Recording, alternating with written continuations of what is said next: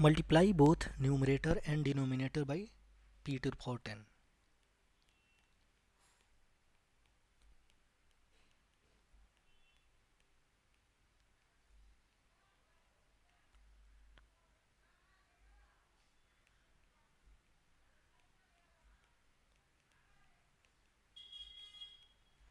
P to the power 10. We will get p plus p square plus p cube plus p to the power 4 plus p to the power 5 plus p to the power 6 plus p to the power 7 multiplied by p to the power 10. In denominator, when we multiply p to the power minus 3 into p to the power 10, we will get p to the power 7, p to the power 6,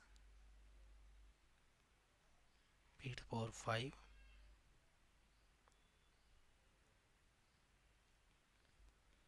p to the power 4, p to the power 3, p to the power 2 and p. p to the power 2, p to the power 3, p to the power 4, p to the power 5, p to the power 6, p to the power 7. We cancel out. We will get the answer p to the power 10. Therefore, option A is correct.